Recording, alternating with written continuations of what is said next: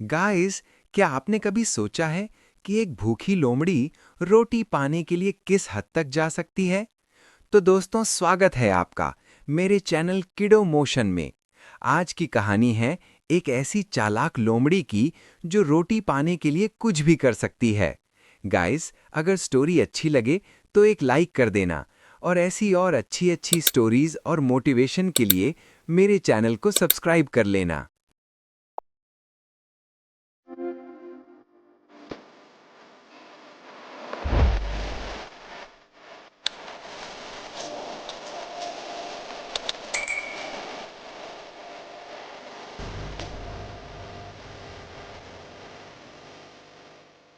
जंगल की गहराई में एक भूखी लोमड़ी ने एक ऊंची डाल पर बैठे एक कौवे को देखा। कौवे की चोंच में ताजी पकी हुई रोटी का एक मोटा टुकड़ा था। लोमड़ी का लक्ष्य बिल्कुल साफ था। उसे हर हाल में उस रोटी को कौवे के मुंह से निकालकर अपने पेट में पहुंचाना था। लोमड़ी की ये महायोजना कुछ इस तरह आगे बढ़ी। पहला प्रयास, धमकी। लोमड़ी ने सबसे पहले डराने की कोशिश की। उसने अपनी छाती फुलाई, अपने नुकीले दांत दिखाए और जोर से गुर्राई। सुनो ओ पक्षी, लोमड़ी चिल्लाई, वो रोटी अभी नीचे गिरा दो, नहीं तो मैं इस पेड़ पर चढ़ जाऊंगी, तुम्हारी डाल को तब तक हिलाऊंगी जब तक तुम नीचे न गिर जाओ, और फिर तुम्हें अपना भोजन बना लूंगी। कौवे को कोई फर्क नहीं पड़ा।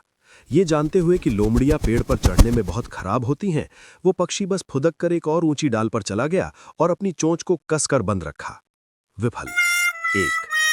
दूसरा प्रयास, दया की भीख। ये महसूस करते हुए कि डर काम नहीं करेगा, लोमड़ी ने अपना रूप बिल्कुल बदल लिया। उसने अपने कंधे झुका लिए, अपने कान नीचे कर लिए और दयनीय ढंग से रोने लगी। ओह दयालु कौवे, मैंने पूरे 3 दिन से कुछ नहीं खाया है। मैं इतनी कमजोर हूं कि ठीक से खड़ी भी नहीं हो पा रही हूं। क्या तुम मुझ भूखे जानवर के लिए रोटी का एक छोटा सा टुकड़ा नीचे नहीं गिरा सकते? कौवे ने अपना सिर झुकाया, उस गोल-मटोल और पूरी तरह से स्वस्थ लोमड़ी को देखा और बस अपनी पलकें झपकाईं। वो इस नाटक में नहीं फंसने वाला था। विफल। 2। तीसरा प्रयास, झूठा सौदा। लोमड़ी ने खुद को झाड़ा और रिश्वत देने की सोची। उसने जमीन पर नजर दौड़ाई, एक चिकना गहरा लाल कंकड़ उठाया और उसे अपने पंजे में इस तरह पकड़ा कि उस पर सूरज की रोशनी पड़े। देखो, मुझे ये कितना दुर्लभ और मीठा बेर मिला है, लोमड़ी ने बड़ी सफाई से झूठ बोला। ये तुम्हारी सूखी रोटी से कहीं ज्यादा स्वादिष्ट है। चलो सौदा करते हैं। तुम रोटी नीचे गिरा दो और मैं ये रसीला बेर ऊपर उछाल दूंगी। कौवे की नजर बहुत तेज थी। उसने तुरंत पहचान लिया कि यह महज एक पत्थर है। उसने रोटी पर अपनी पकड़ और मजबूत कर ली और लोमड़ी की ओर पीठ कर ली। विफल। 3। चापलूसी का मास्टर स्ट्रोक।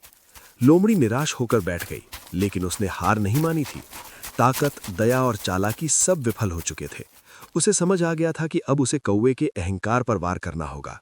वो सीधे पेड़ की जड़ के पास गई और ऐसे देखने लगी जैसे वो पूरी तरह से मंत्रमुग्ध हो। वाह, लोमड़ी ने धीरे से कहा, मैं सालों से इस जंगल में घूम रही हूं, लेकिन मैंने तुम्हारे जैसा शानदार पक्षी आज तक नहीं देखा। तुम्हारे काले पंख आधी रात के रेशम की तरह चमकते हैं। तुम सच में आसमान के राजा लगते हो। कौवा, जिसकी कोई तारीफ नहीं करता था, धीरे धीरे वापस मुड़ा और गर्व से अपनी छाती फुला ली। लेकिन ये बहुत दुख की बात है, लोमड़ी ने अपना सिर हिलाते हुए आह भरी।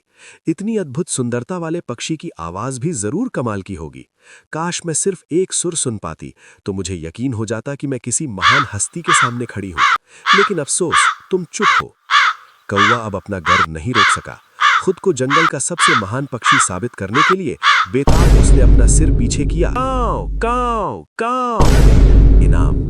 जैसे ही कौवे ने अपनी चोंच खोली, गुरुत्वाकर्षण ने अपना काम कर दिया। रोटी का टुकड़ा फिसल गया और सीधे नीचे खड़ी चालाक लोमड़ी के खुले जबड़ों में आ गिरा। लोमड़ी ने खुशी खुशी रोटी चबाई, हैरान परेशान कौवे की तरफ देखा और मुस्कुराई। तुम्हारी आवाज तो बहुत ही भयानक है, लेकिन तुम्हारा अहंकार बहुत स्वादिष्ट है। सीख।